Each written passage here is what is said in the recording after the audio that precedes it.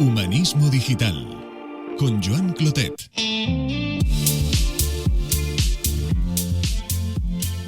Un poco esto viene, yo creo que es parte de lo que llaman la flecha del progreso. La flecha del progreso tiene inercia, no se puede parar. Hemos construido una economía, nos guste o no, que busca consumir. La economía necesita movimiento, el movimiento necesita energía necesita que haya actividad, y la actividad humana pues es limitada. Entonces no veo capacidad de hacer marcha atrás, fundamentalmente, igual que tampoco veo capacidad de que enfriemos el planeta hasta que no tengamos un cambio severo. Es decir, pasa lo mismo, es decir, a la gente no le preocupa que nos quiten los trabajos cuando probablemente lo que más nos preocupe es que nuestro planeta nos escupirá hará inevitable algunas, no sé, los humanos somos a veces muy poco conscientes de la realidad, ¿eh? Es fascinante. En Humanismo Digital conversamos sobre la esencia y el valor de ser humanos en el centro de un presente y un futuro cada vez más digital. Un espacio donde hacernos preguntas, compartir conversación y reflexiones sobre talento, innovación, aprendizaje, futuro del trabajo, creatividad, emociones, ética o el poder de las buenas preguntas. Bienvenidos una vez más a Humanismo Digital. Gracias, como siempre, por volver de nuevo a vuestra cita con nosotros. Hoy tengo el placer de conversar con una persona maravillosa que ha convertido la adversidad en ayuda para miles de personas. Pero antes de presentárosla, permitidme que hoy os hable por un momento de mi libro, o más en concreto de mi audiolibro, porque me he atrevido a locutar mi libro, Humanismo Digital, que publiqué en 2024 y que ahora podéis encontrar también en formato audiolibro en las principales plataformas. Si os apetece escucharlo, os dejo los enlaces en las notas del programa. Llevar un libro puesto es una buena forma de reflexionar y aprender para quizá cambiar de mirada y tomar acción. Y mi audiolibro pretende justo eso, abrir ventanas de oportunidad ante la incertidumbre del futuro. Espero que os interese. Bien, y ahora sí, os presento a mi invitado de hoy, Julián Isla. Conocí a Julián hace casi 10 años cuando Aitor, un amigo común, me habló de un hombre extraordinario. Ya sabéis que el aprecio nos nubla a veces la vista, pero en este caso, ese adjetivo era más que justo. Julián trabaja como gestor de recursos de inteligencia artificial en Microsoft, pero aunque es una voz autorizada en esta materia y en muchas otras, mi interés por él tiene, como siempre, más que ver con su calidad humana. Él dice saber poco de muchas cosas y es una muestra más de su humildad. A Julián le cambió la vida su hijo Sergio cuando nació con una enfermedad rara hace ahora 18 años. Desde entonces, Julián vive varias vidas en una y se ha multiplicado en favor de ayudar a mejorar el diagnóstico temprano de enfermedades raras. Un gran referente para mí en relación a la famosa frase de no es lo que te pasa, sino lo que haces con lo que te pasa. Con Julián podríamos hablar de tecnología, de medicina, de propósito o de resiliencia, pero solo con poder contribuir desde este espacio a daros a conocer a Julián y a todo lo que le mueve, me doy por satisfecho. Os dejo ya con la conversación que mantuvimos con este gran hombre con causa. Buenos días, Julián, don Julián Isla, ¿qué tal estás? Pues nada, buenos días, Joan. Muchas gracias por la invitación. Bien, sobreviviendo a este verano de cambio climático. Sí, nos ha dado un poco de tregua, porque hemos pasado 3 semanitas o 2 semanitas potentes, Parece que volvemos a respirar, Bien. Oye, Julián, lo primero, agradecerte. Nos ha costado un poco agendar esta conversación por tu parte y por la mía, pero hace muchísimo tiempo que tenía interés en volver a hablar contigo, porque nos conocemos poquito, pero hace ya unos años a través de un amigo común que es Aitor. Pero te sigo en las redes y te tengo muy presente, aprendo contigo. Y en algún post tuyo reciente, porque todos son interesantes, pensé, bueno, hay que llamar a su puerta. Y aunque él es un hombre ocupado, pues nada, lo primero agradecerte este ratito de lunes por la mañana y que arranquemos la semana conversando en este podcast. Así que lo primero, muchas gracias. Y bueno, este podcast, Julián, empieza siempre igual y es preguntarte a qué te dedicas ahora mismo y qué te ha traído hasta este momento de tu vida. Bueno, hay una película que los millennials no van a recordar, pero que los que tenemos una edad, yo por lo menos sí, que se llama Vente pa' Alemania, Pepe, o algo así, en la que eran Sí. dos pluriempleados que trabajaban en Alemania y en la en los 70 probablemente, ¿no? Tenían varios trabajos y pues yo no tengo varios trabajos, pero tengo varias ocupaciones. Eh, el que me paga es Microsoft, que básicamente ahí trabajo como gestor de recursos, que no es parece algo muy en datos de inteligencia artificial, parece algo muy sexy, pero es relativamente sencillo, asigno recursos a proyectos. Hay que entenderlos, ¿eh? Realmente lo que nos están pidiendo, pero bueno, es lo que hago. Y luego aparte, pues hago otras muchas cosas. O intento dirigir Fundación 29, soy representante de pacientes en el Comité de Medicamentos Huérfanos de la Agencia Europea del Medicamento, intento asesorar al Ministerio de Sanidad, trabajo en el Ministerio de Ciencia, patrono de 5 fundaciones, un montón de cosas que lo que viene a decir es que cuando alguien abarca mucho, aprieta poco, con lo cual me imagino que sé poco de muchas cosas. Bueno, déjame en mirada más externa, te diré que en ese abarca mucho, pues aprietas lo que puedes apretar en muchos campos. Y la verdad es que estás en el nexo de todo ello. Yo te he visto siempre, bueno, nuestro común amigo Aitor me hablaba mucho de ti hasta que te conocí. Y desde luego se quedó corto porque no paras. Y en esto, Julián, cuando hablas de los diferentes roles, aquí hablamos de muchas cosas en este espacio, todas alrededor bueno, del valor de las personas en una era cada vez más digital. Tú trabajas en una empresa como Microsoft, muy cerca de la tecnología, pero bueno, yo creo que probablemente la escogiste tú, nunca me lo has contado, pero de alguna manera te acercas a todo aquello que te motiva o es suficientemente importante para ti, aquello que escoges o aquello que la vida te ha traído.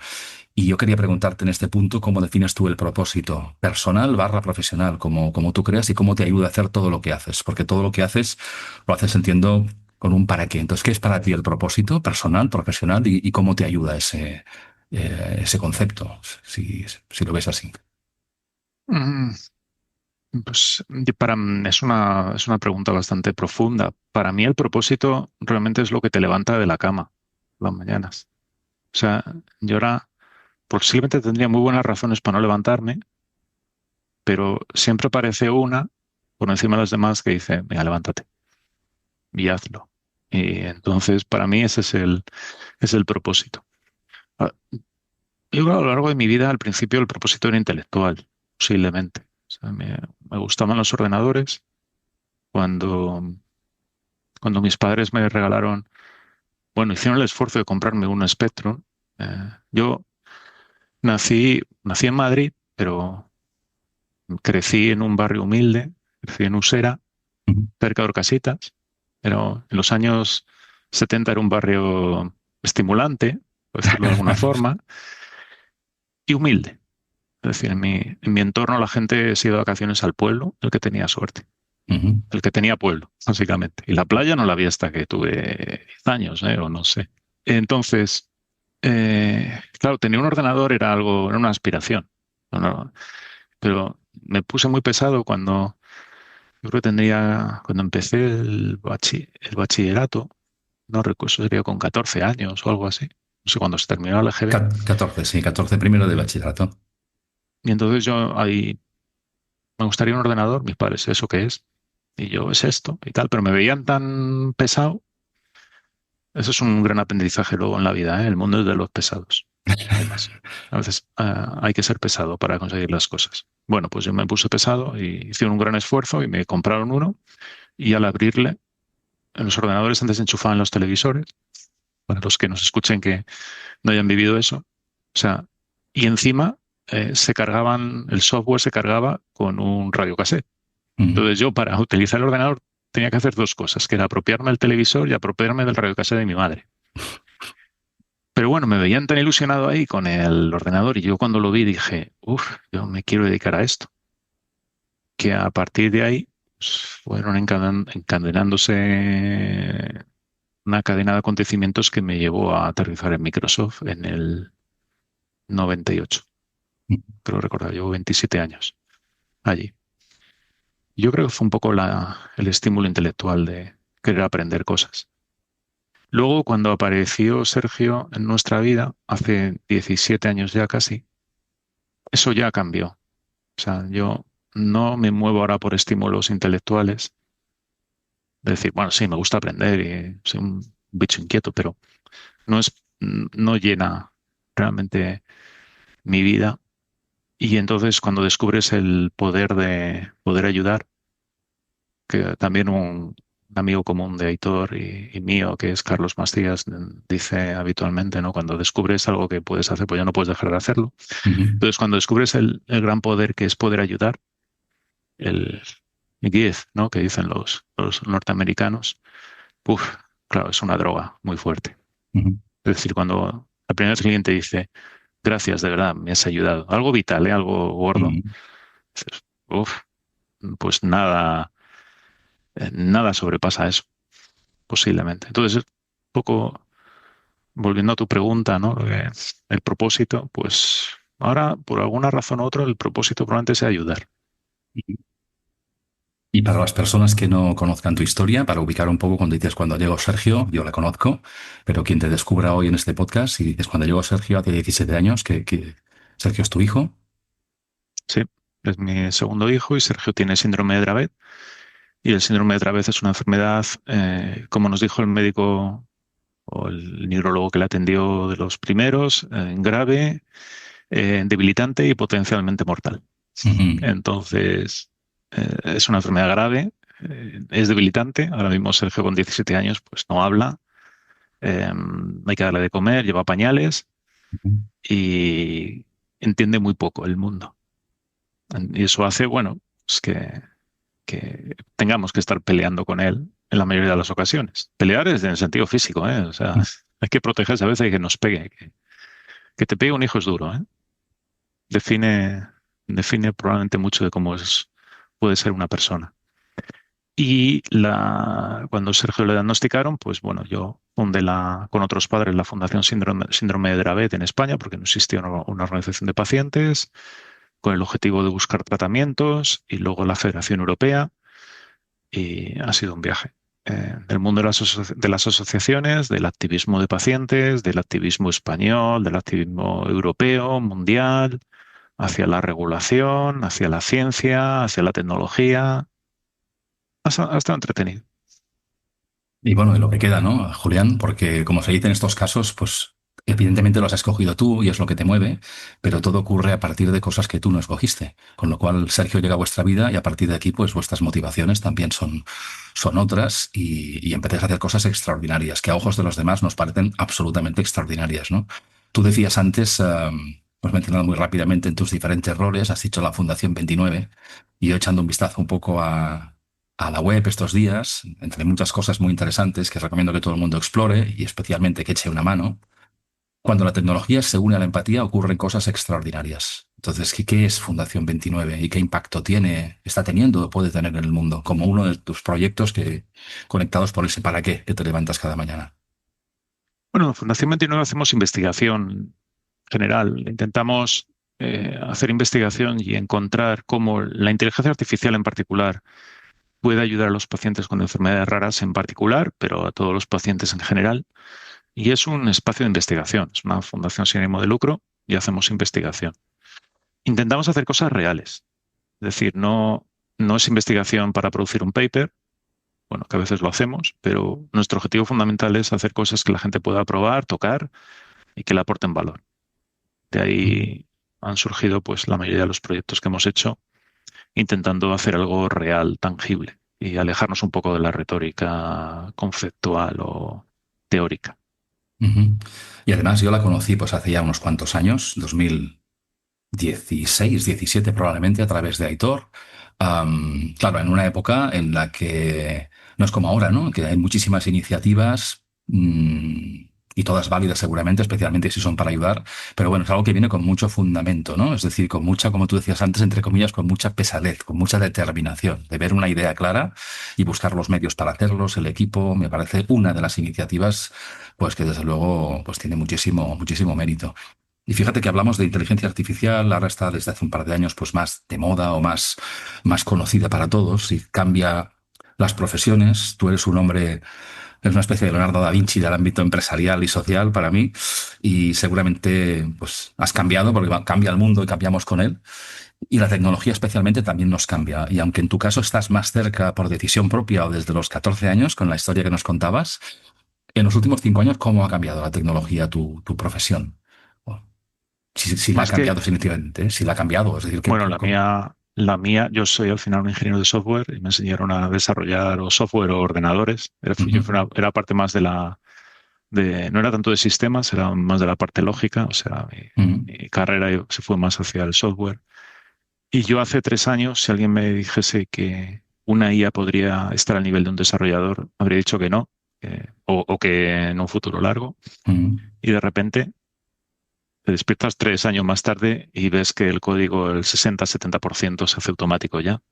ujú, Que empiezan a aparecer profesiones nuevas, como es lo del vibe coding y todo esto, o el fast forward engineer, o cosas que tienes que mirar a ver qué rayos es, porque aunque yo estoy muy metido en este mundo, ujú, corre tan rápido que me lleva con la lengua afuera, y entonces te planteas y dices, ostras, si yo que estoy metido en esto, tengo que correr como si fueran los Sanfermines, para que si no me coge el toro, pues la mayoría de la gente el toro ya les ha pasado y están despistados en una película que ya ni entienden. No sé, es un momento curioso, Joan, de incertidumbre. Yo ujú, soy muy creyente de que, bueno, no soy creyente, porque es que esto es como lo que dicen, creyente es el que no ha visto a la Virgen, pero es que yo la he visto y entonces ya no es que sea creyente, es que doy fe. En, el mundo laboral va a cambiar de una forma en que ujú, no nos imaginamos. ujú, Y, y no creo que valga, o a mí no, o sea, a mí no me resuena el mensaje de va a aumentar las capacidades de las personas, nos va a hacer más capaces. No, esto viene para sustituirnos, es mi punto de vista. Y ya digo, me puedo equivocar o no. Pues porque no hacemos robots, no hacemos robots, perdón, eh, pues a algunos sí nos ayudará, pero en las fábricas ha habido gente que el robot les ha quitado. O sea, las soldaduras las hacen un robot, porque es mucho mejor que lo haga un robot que no lo haga una persona. Y cuando hablamos de tareas cognitivas, donde vemos que estos sistemas a nivel cognitivo nos sobrepasan, ¿quién concibe ya trabajar sin un LLM, un ChatGPT o Gemini o Perplexity o Claude o lo que sea, o Copilot? Pues no sé si alguno de los oyentes todavía trabaja con un trabajo cognitivo. O sea, cognitivo significa con un ordenador delante. Y no utiliza todavía estas herramientas, el San Fermín ya ha pasado, ¿eh? Para él. O sea, han pasado los toros y pronto vendrá la barredera, yo sí, creo, ¿eh? Pero también yo es creo cierto que que sí. mi visión, sí, perdón. No, decía que es muy bueno además decirlo claro, porque a veces ponemos paños calientes y antes hacías referencia a tu pasado. No sé, a mí te escuchaba y me sonaba como si en el año 96, 97 alguien dijera, que seguro que se dijo que Internet era una moda y que era, bueno, una iniciativa o alguien con interés de vender algo, cuando pasa a ser, pues, otra manera de trabajar, ¿no? Es decir, ciertos fenómenos que tienen un impacto y los puedes ver a tiempo o no, pero cuando están ya empezando a consolidarse, a mí me Claro, mueve pero esto mucho es el más ayudar a potente, concienciar, ¿no? Esto es mucho más, ¿no? es mucho más, porque a nivel transformacional, la fuerza laboral tuvo la revolución industrial, donde apareció el vapor y las máquinas de vapor se llevaron trabajos donde había que utilizar la fuerza. Aparecieron los tractores, y desaparecieron los bueyes, o el arar a mano, o en las fábricas aparecieron máquinas donde algo daba golpes con una máquina de vapor, y ya no había que estar dándole golpes si eras un herrero. Luego apareció la revolución donde aparecieron los white collars, los trabajos de cuello blanco. Y entonces la gente que escribía con máquinas de escribir, pues escriben en Word, y el que hacía cuentas a mano con unos manguitos, pues los hace en Excel, y ya no hay que llamar por teléfono y enviar un fax porque envías un correo. Vale. Pero de momento había un humano por ahí brujuleando. Pero claro, ahora el siguiente paso industrial es, pues voy a la actividad humana, porque no me queda otra. Ujú, ujú, Un poco esto viene, yo creo que es parte de lo que llaman la flecha del progreso. La flecha del progreso tiene inercia, no se puede parar. Hemos construido una economía, nos guste o no, que busca consumir. La economía necesita movimiento, el movimiento necesita energía, energía necesita que hay actividad y la actividad humana pues es limitada. Entonces, no veo capacidad de hacer marcha atrás, fundamentalmente, igual que tampoco veo capacidad de que enfriemos el planeta hasta que no tengamos un cambio severo. Es decir, pasa lo mismo. Es decir, a la gente no le preocupa que nos quiten los trabajos cuando probablemente lo que más nos preocupe es que nuestro planeta nos escupirá hacia... hará inevitable algunas... No sé, los humanos somos a veces muy poco conscientes de la realidad, ¿eh? Es fascinante. Bueno, de hecho, hasta que no tenemos un impacto directo, lo vivimos muy de cerca. No se mira el apagón también que vivimos hace un tiempo, ¿no? Que generó una reflexión de muchísimo calado, ¿no? No sé si a fecha de hoy, que han pasado ya unas cuantas semanas, si no meses, pues bueno, el suflé baja y el nivel de conciencia también. Y en consecuencia, ese nivel de conciencia más bajo, baja el nivel de acción. Y bueno, a veces también, como digo yo, la tecnología, y estoy contigo, es decir, es una cierta robofetada que digo yo a tiempo para decir, bueno, ¿y qué voy a hacer al respecto a partir de mañana? Tengo amigos, hijos de amigos que estudian cosas que por lo que yo voy leyendo no creo que hagan personas dentro de no demasiado tiempo, pero estudian cosas que ellos conocen y por tanto se sienten cómodos en que es algo que probablemente les servirá y sirvió en el siglo XX, que terminó hace 25 años, ¿no? Hacia el futuro no lo sabemos, ¿no? No sé, esto a mí, yo también he vivido siempre cerca de la tecnología y me fascina, pero me fascinan más las personas. Y por eso antes apuntabas, decías, oye, no sabemos exactamente qué es lo que está ocurriendo, ni siquiera los que estáis más cerca de la cocina, que digo yo.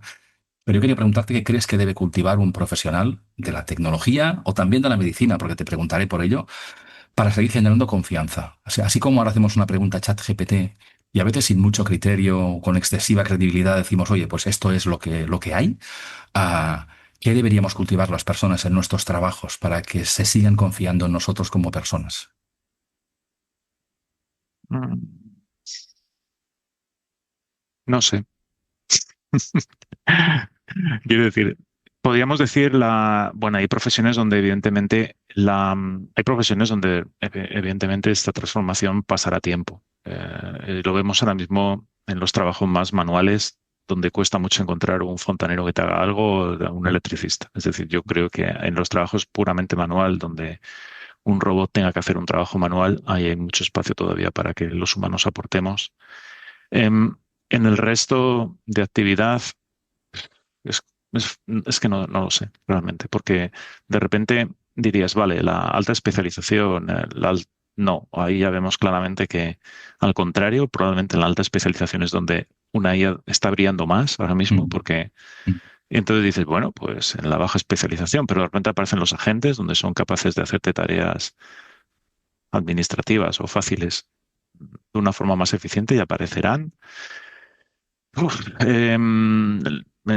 Probablemente, claro, el gran espacio que todos decimos es en la empatía, pero ya vemos que, por ejemplo, en medicina, pues se han hecho estudios donde es más empática la IA porque tiene más tiempo, básicamente. Es decir, esperamos empatía de un profesional que está estresado, que no le pagamos lo suficiente y que no tiene tiempo para ver a sus pacientes.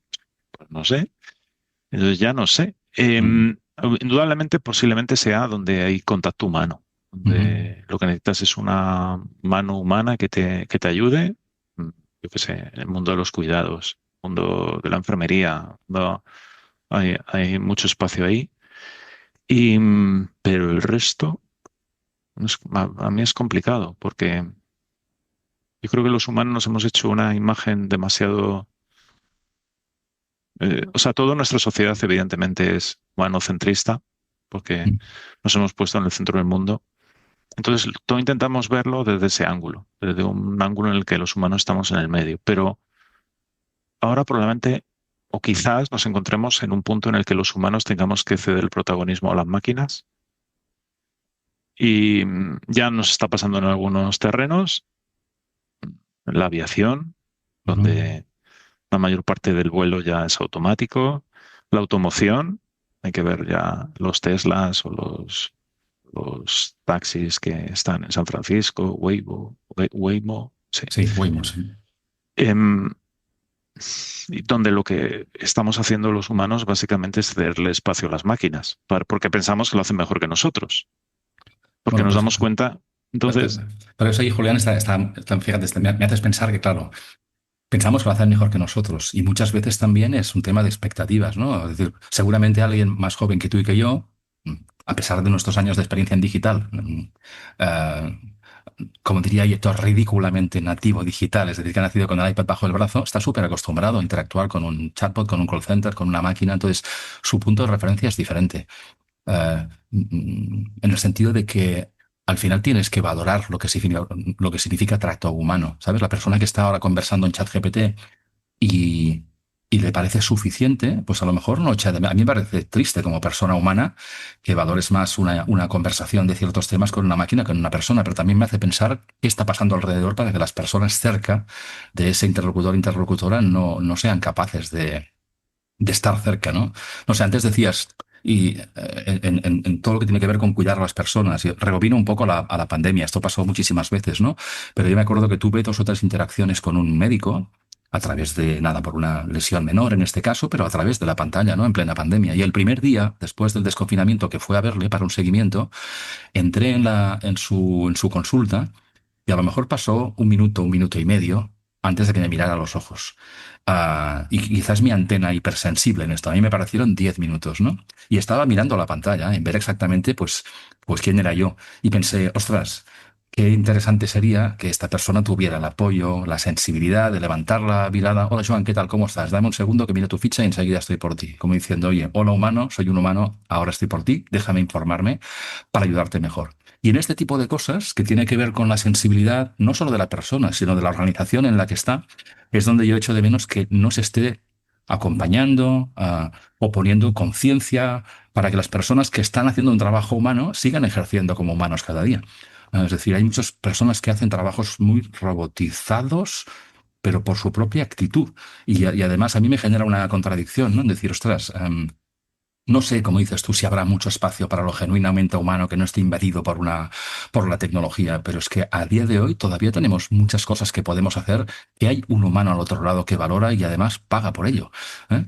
Entonces, no sé, a mí me genera un poco ese debate, ¿sabes? Es decir, cómo hacer que las personas sean más conscientes de que pueden seguir haciendo de personas humanas, porque a lo mejor, lo que decías antes, no será robotizado por coste o porque sea por falta, digamos, de precisión de la tecnología, pero eso no ocurre de un día para otro, ¿no? Esa evolución, estos 2 últimos años han sido muy impactantes, pero nada pasa de un año para otro, ¿no? Es decir, no sé si veremos muchos coches autoconducidos en Madrid, no sé, tú que vives allí, si es posible ver la totalidad de taxis o coches autoconducidos en Madrid, si eso es posible y si lo ves en 3 años, en 10 o en 15, ¿no? No lo sé, por decir una profesión en la que decías, ¿no? Los Waymo, ¿no? Es decir, hasta qué punto un cliente se sube a un taxi, no tiene miedo e incluso valora el hecho de que no haya un humano compartiendo ese ratito de vida, ¿no? cogiendo el mismo símil de los programadores, si me hubieras preguntado hace 3 años si hubiera creído lo que veo ahora y te habría dicho que no, pues probablemente si doy o sea, si doy una hipótesis alrededor de esto, probablemente me equivoque. Que Mm, una cosa mm, que me he dado cuenta es que la realidad corre más que nuestra capacidad de predecir las cosas. Y mm, encima nos hemos metido probablemente en un efecto de retroalimentación que nadie controla muy bien, en el que vamos a una velocidad endiablada, mm, mucho más de lo que tecnológicamente hemos ido. En mi, hablo de mi punto de vista, ¿eh? De mi punto de vista, llevo más de 30 años en esta profesión y los últimos 3 han sido de un ritmo endiablado, en mm, el que claramente es exponencial. No podrá seguir así porque no vamos a poder mantener este ritmo, pero ritmo muy intenso, ¿eh? mm, Entonces, pues ya Tesla la semana pasada lanzó un vídeo de un coche en pruebas por Madrid, de conducción autónoma con FSD, y no conducía por un barrio periférico con poco tráfico, no, lo metieron por el centro de Madrid y callejeando y con coches que se te cruzaban, bicicletas que se pasaban por delante, motoristas que se metían por el medio, no sé. Pero fíjate, Em, por eso, Julián, es un ejemplo que a mí me resuena mucho, ¿no? Porque dices, ostras, ya corre un Tesla por Madrid en un entorno complejo. Si yo fuera taxista, Y recuerdo una conversación hace 2 años, unos años justo en Madrid, que un chico me decía, mira, mi padre es taxista, tenía 2 licencias y me está traspasando de alguna manera el trabajo porque es un trabajo para toda la vida. Y dice, pero yo que leo cosas del futuro del trabajo, pues veo que esto, viendo un poco la Claro, demografía en pero Madrid, y me decía, yo no voy a invertir en el coste de la licencia porque esto no me va a pagar la hipoteca. Entonces, claro, ser capaz de ver, o sea, anticipar la evolución para que a ver qué puedo hacer distinto, ¿no?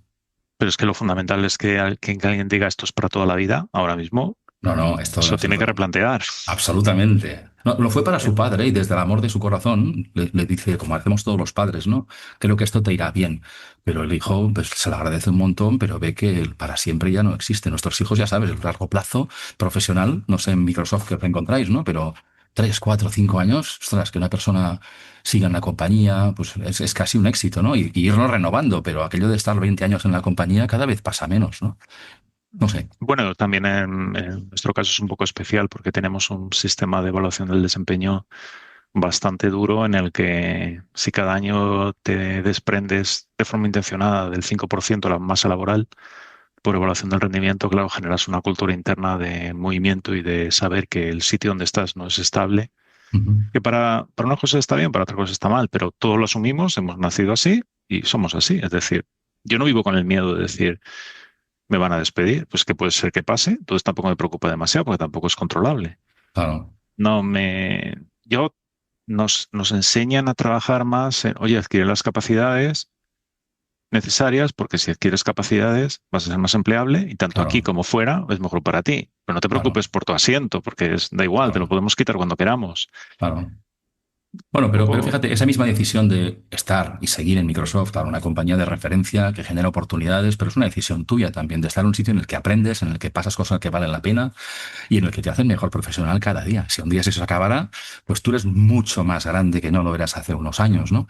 No sé, a mí eso, digo, el capacidad de escoger entornos profesionales que no nos limiten hasta donde uno puede escoger, que no siempre es el caso, también me parece una urgencia, ¿no? Es decir, no lo sé. Déjame preguntarte, te preguntaría muchas cosas, Julián, pero por aprovechar el tiempo que tenemos y aunque toque palos que parecen desconectados, decías, sector cuidados, atención, salud, que evidentemente tiene un factor, digamos, de un factor humano, lo ha tenido toda la vida y lo seguirá teniendo, a pesar de que cada vez hay más tecnología. Leía un post tuyo hace unas semanas en LinkedIn, en el que también, no sé, supongo que hablabas de la última, reflexionabas sobre la precisión de la capacidad diagnóstica de alguna herramienta. Ah, no, perdona, había una herramienta que habías desarrollado tú, que además proponías analizando unas analíticas tuyas, y no recuerdo bien el titular, pero como diciendo un antes y un después, ¿no? Es decir, acabo de generar esto, a quien pueda interesar, y aquí tengo pues una capacidad de analizar una simple analítica de sangre o de orina, lo que fuera, mm, pues que hace 2 años nos parecería magia. Entonces, ¿cómo crees, en todo lo que tú estás viendo, que es mucho y muy de cerca, que va a evolucionar el sector salud en general? Es decir, el médico del futuro o del presente, ¿cómo crees que va a evolucionar? ¿En qué se centra el médico que está atento? O sea, siempre ha utilizado la tecnología para amplificar su capacidad de diagnóstico y acompañamiento y de curación, pero ahora también esto es cognitivamente invasivo. Con este contexto, ¿cómo ves tú a los médicos que están, o en general, al profesional de la salud que es más consciente de esto y moviéndose hacia lo nuevo? ¿Qué es lo nuevo? ¿Qué hace un médico del siglo XXI, o como lo quieras llamar? ¿Qué hace bueno, bien? generalizar es complicado porque hay de Mm, todo tipo, claro. Digamos, la dispersión fenotípica de los médicos es muy alta. Hay ujú, médicos de todo. Entonces, mm, generalizar es complicado. Yo en general los veo muy despistados con todo esto. mm, Hay una... Alguno me matará al escuchar esto, ¿eh? No le va a gustar nada, pero últimamente pregunto en las charlas si los médicos se creen que son de ciencias o de letras. Es la famosa dicotomía de hace años, ¿no? De cuando vas a hacer el bachillerato, vas a hacer ciencias o letras. Y claro, la mayoría de los médicos me dicen, no, no, somos de ciencias. Y yo digo, no, no, sois de letras. Dicen, no, mm, no, ¿por qué dices eso? Digo, pues porque no sabes de números. Y mm, porque si abres el libro de referencia de cómo se estudia medicina, dentro hay letras. Es que es tan obvio, pero claro, es un shock para ellos, ¿eh? Dicen, mm. ¿cómo? No, pero si yo soy de biología. Ya, ya, pero sabes de biología Sí, sí. semántica. O sea, no has estudiado, no sabes hacer una ecuación diferencial. Ujú, Y el mundo donde vamos no es de letras, es de ciencia. ujú, Es un mundo donde importa más saber matemáticas probablemente que saber de algo semántico. ujú, Creo, ¿eh? Pues se ve claramente. Porque cuando les hablas de estos temas, les suena chino a la inmensa mayoría. Y encima no les gusta. Es decir, yo creo que de hecho, las profesiones médicas son profesiones que llamamos bio, que están en el medio, Ujú. ¿no? Estaban muy se les agrupaba en el mundo científico. Indudablemente tienen carga científica los que han investigación, pero los que han asistencial, no sé, los veo más. Claro, en ese mundo están muy expuestos, porque cualquiera que aterrice con conocimiento técnico y encima si tiene algo de conocimiento científico, les sobrepasa Ujú. y están muy inseguros en esa situación.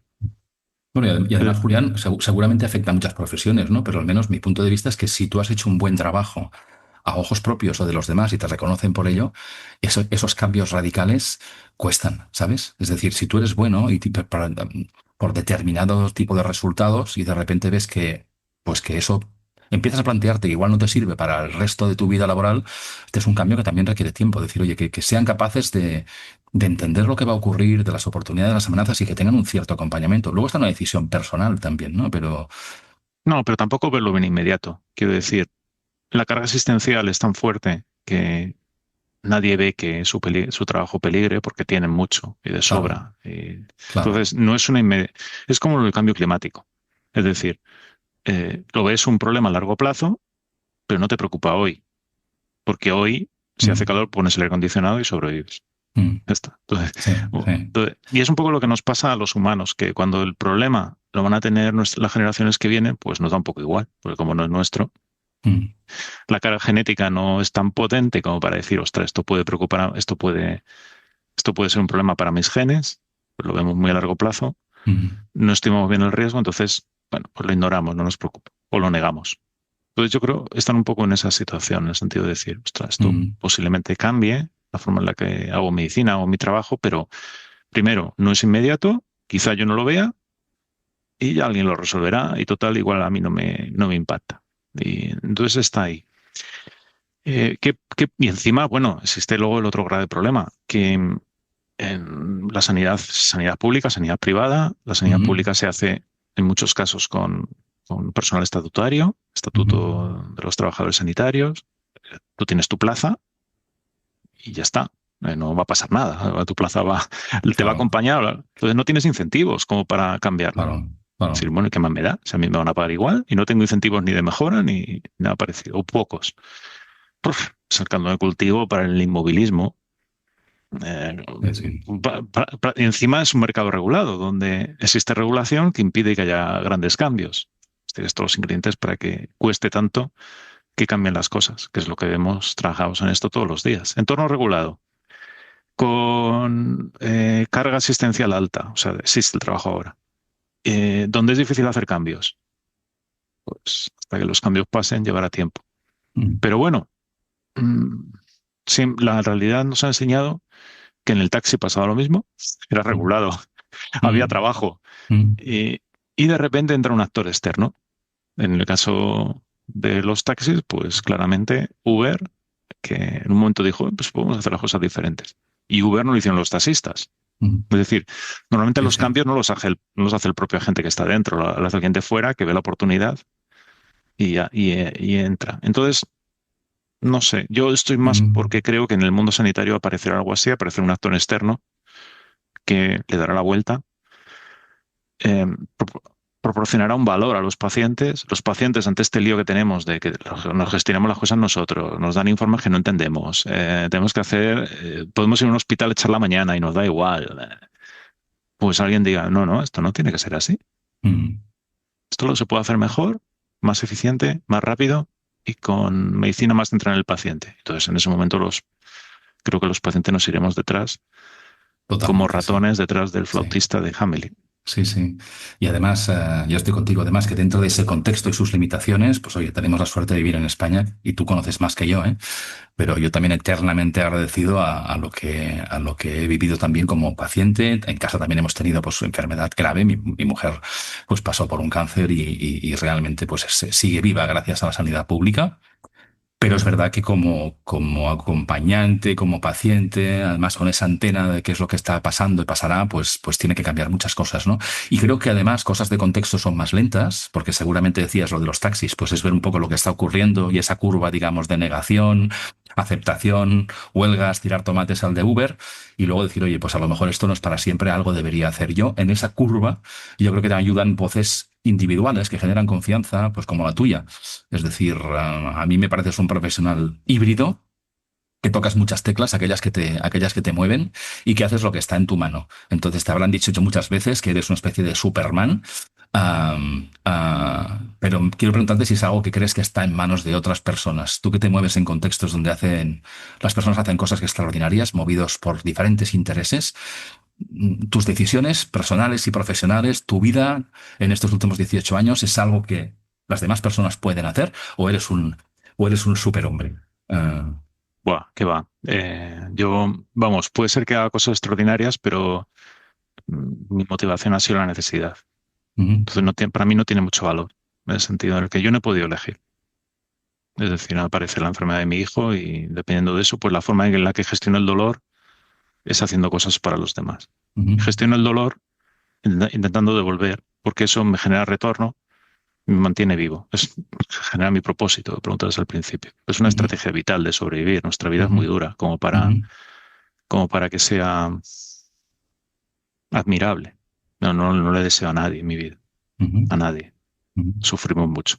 Entonces, lo que tiene mérito es la gente que elige, la ujú, gente que, pues estando sin un problema como el de mi hijo, decide dar su vida por los demás. Yo siempre recuerdo el caso de mi amiga Paula Farias, hace muchos años, que no la veo, pero siempre ella era directora de Médicos Sin Fronteras y era directora y se iba al Cuerno de África cuando había hambre a ayudar. Y tenía aquí su familia y no tenía problemas, pero en un momento determinado decide que quiere hacer cosas de verdad, de impacto y arremangándose, yéndose a África, un sitio donde te pueden matar, eh, pudiendo elegir. Pues para mí esos son los héroes. Yo no soy un héroe porque yo he hecho cosas para gestionar mi dolor. De hecho, me parece hasta egoísta. No creo que haya que poner en un altar a gente como yo que no ha elegido, no ha tomado decisiones. Es, Hay que poner en un altar a la gente que cuando puede elegir, pues eso, deja su escritorio, deja un lugar confortable y se ujú. arremanga. Entonces, esa gente son los héroes de este mundo, pero yo no. Y no es un mensaje de humilde ahí forzado, es que lo veo así, ¿eh?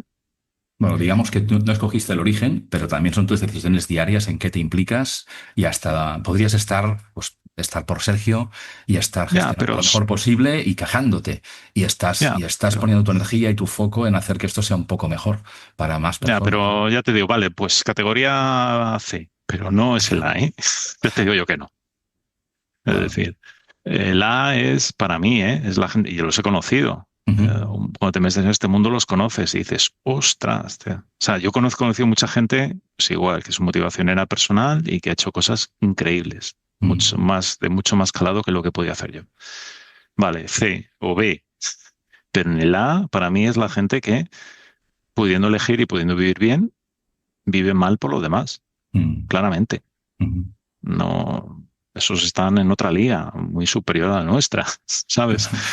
Y luego ya el resto, ¿eh? La gente que, bueno, pues sí, habla, pero no hace.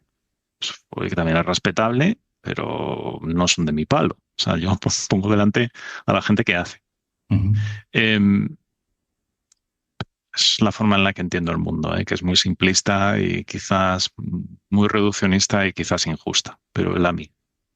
La- Bueno, haces lo Son que mis está, reglas. haces lo que está en tus manos y a ojos de muchísima gente, no solamente una opinión individual, pues seguramente haces cosas que los demás no pensamos que seríamos capaces y seguramente hasta que no te encuentras en la Bueno, hasta que no te circunstancia, encuentras, claro. correcto. Y a partir de ahí, pues te vas dando cuenta de lo que es capaz de ser una persona, pues que tiene una necesidad, una determinación, un propósito, llamémoslo como queramos, las palabras a veces quedan muy vacías, pero de actuar y de hacer lo que está en tu mano y me parece maravilloso. Julián, no te quiero robar más tiempo, que tienes además un viaje de esta misma mañana. Pero siempre cierro con esta pregunta y es de qué te gustaría que hablemos tú y yo dentro de 3 años, que seguro que pasarán muchas cosas, igual que los 3 anteriores. Si imaginamos otra conversación dentro de 3 años, ¿qué te gustaría que estuviera en esa conversación? Uf, ¿Qué ha ocurrido? ¿Qué pues, te gustaría que fuera nuevo? pues no lo sé, vivo tan en el día a día, Joan, que me es muy difícil imaginar el mundo en 3 años. Tengo pocas esperanzas vitales en ese sentido como para poder proyectarme en 3 años. Porque además mi capacidad de control es tan baja en eso que no está en mis variables diarias pensar en 3 años. Lamentablemente, a lo mejor debería, pero no. Me gustaría realmente que es un poco ya, un poco utópico, pero puf, conseguiríamos estar menos polarizados de lo que estamos. Yo creo que independientemente de los riesgos de la IA, la privacidad, la seguridad, sí, fenomenal, pero el gran drama, yo creo, actual es el tema de la polarización social, de las redes sociales Ujú. y el problema del algoritmo que busca la atención han llevado a que estemos en una situación de polarización mm, que me preocupa como ciudadano, en la que o eres tú o soy yo, o todo es muy reduccionista y muy A o B y no existe el diálogo. Los problemas antes se resolvían en el bar, a veces hablando y a veces pues dándote dos tortazos, pero lo resolvías más o menos. Y ahora es un enfrentamiento continuo en el que las redes sociales son cajas de resonancia donde te metes ahí y todo lo mismo y el contrario es malo y solamente son buenos, malos, A, B y no hay poco más. Mm. Entonces, en 3 años me gustaría, no sé, que surgiera algo nos diéramos cuenta de que nos hemos metido en una trampa como sociedad y que ese es el gran riesgo. No es el riesgo de la IA, ni la superinteligencia, ni que venga Mm. Terminator No, no. El problema es que nos mataremos entre nosotros, posiblemente como nos dejen así. Como en el Entonces, bar, pero con tecnología más sofisticada, ¿no? claro. No, el problema del bar es que al final te veías las caras. Sí, se nos ha pasado a Sí, sí. todos, de estar enganchado con un amigo por ahí por WhatsApp por una cosa absurda y luego te Ujú. ves y dices, pues tampoco era para tanto. Sí, sí, Porque los humanos totalmente. estamos diseñados para vernos las caras Mm. y reducir tensión, porque gracias a eso hemos sobrevivido como especie, si no nos habríamos destruido ya. Imagínate que en el medievo hubiéramos tenido las redes sociales, vamos, no estaríamos aquí. Totalmente. Mira, nunca se me había ocurrido, eso sería un gran, vamos, habríamos acabado ya. Bueno, Entonces, esperaremos ese post, Julián. Nota mental. Bueno, pero también, Julián, fíjate, hacer lo que está en nuestra mano. Yo tampoco sé lo que pasará en el futuro, pero bueno, dejar un espacio de conversación una semana seguro que te hará para ti, para tener una conversación tranquila, preguntar, escuchar, pensar juntos, para mí es una pequeña aportación, quizá egoísta también, de generar un cierto espacio de reflexión y de tomar distancia, ¿no? De lo que cada uno tenemos por delante, ¿no? sí, yo creo que ese es Muy buen bien. consejo. Yo creo que si nos damos más tiempo para escucharnos y cuestionarnos nuestra concepción del mundo, que muchas veces será Ujú. autoimpuesta o impuesta por otros, Mm. y nos planteamos más que la verdad no la tenemos nosotros ni el de al lado, sino estará un poco en el medio y hay que explorarla juntos. Mm. Yo creo que en general no sería mejor, Muy pero bien. soy pesimista con eso porque no sé cómo podemos parar esa bola. Igual que no me preocupan mucho los problemas, lo que comentaba antes, ¿no? El problema de la IA y todo esto, porque lo veo no inmediato, sí que lo veo inmediato, la polarización que nos ha llevado las redes sociales, que nos llevará a que la sociedad se polarice, que nos llevará a desigualdades, que nos llevará no sé dónde, a un terreno en el que como humano no me gusta mucho estar. Totalmente de acuerdo. Fíjate, me haces ahora mi amigo Pablo Álvarez. Esto no estaba previsto, pero un libro que acabo de leer que te recomiendo mucho es Hasta los asterisco, asterisco, asterisco de la polarización. Y es un libro que ha escrito Pablo Álvarez, que es bueno, un buen colega que ha puesto foco exactamente en esto y el libro me ha encantado. O sea que lo pondré también en las notas del programa porque va al hilo de lo que acabas de comentar y creo que simplemente una reflexión a tiempo de darnos cuenta. Es lo principal. Idealmente, cuanto más jóvenes, o cuanto más, no sé, más capacidad de acción tengamos por delante, que todos la tenemos, ¿eh? Es decir, todos podemos sumar, ¿no? Muy bien, Julián. Oye, Julián, la gente que te descubra hoy, Julián, estás muy presente en la vida, en las redes, en muchos foros, pero quien diga, ostras, este tipo, Julián Isla, qué interesante, quiero saber más. de él y sus proyectos, ¿qué referencias ponemos en las notas del programa? ¿Tu perfil en LinkedIn? ¿Cuál es tu casa digital? ¿Qué datos le damos? Huyendo un poco de la polarización de redes sociales, ya solo le hago caso a LinkedIn. Entonces, yo creo que las coordenadas deberían ser las de LinkedIn ahora mismo, que es lo único a lo que le presto un poco de atención, porque más o menos es el único sitio donde ya empieza a aparecer otra vez polarización y discusiones políticas y demás. Pero bueno, afortunadamente está un poco más protegido y de momento estoy ahí. Como eso siga así en esta línea, igual tampoco estoy ni ahí. O sea, me da igual, porque ya dices, mira, yo estoy en redes sociales básicamente para amplificar un poco lo que hacemos en Fundación 29 y en pacientes y intentando un poco también en ese plano ser equidistante, ¿no? Antes ser equidistante se convirtió en un insulto. Y digo, pues mira, yo lo soy, me da igual. Yo quiero ponerme en el medio, no quiero estar en un lado. Entonces es mi plaza donde estoy en el medio. De momento estoy ahí. Pues me parece muy bien. Recomiendo enfáticamente que te busquen, que te sigan, que aprendan contigo, que abramos un poco más los ojos cuando dices las cosas argumentadas y con claridad, y que luego cada uno tome su posición. O sea que ahí seguiremos. Julián, muchísimas gracias una vez más por el tiempo, por la conversación, por las ideas. Que tengas una buena semana por delante y lo demás pues ya vendrá. Pero a por ello y toda la energía del mundo para seguir haciendo lo que haces, que es fantástico. Pues nada, gracias por la invitación, Joan, y un placer. Igualmente. Buena semana, amigo. Igualmente. Gracias. A ti. Y hasta aquí nuestro episodio de hoy. Espero que descubrir a Julián te haya interesado y que su ejemplo te motive, como a mí, a hacer más de aquello que está en nuestra mano. Comparte el episodio en tus redes si crees que puede interesar a más personas y encontrarás, como siempre, las referencias mencionadas en las notas de este episodio y también saber más de mí y mi trabajo en joanclotet.com. Nos vemos pronto de nuevo aquí, en Humanismo Digital. Hasta entonces, cuídate mucho.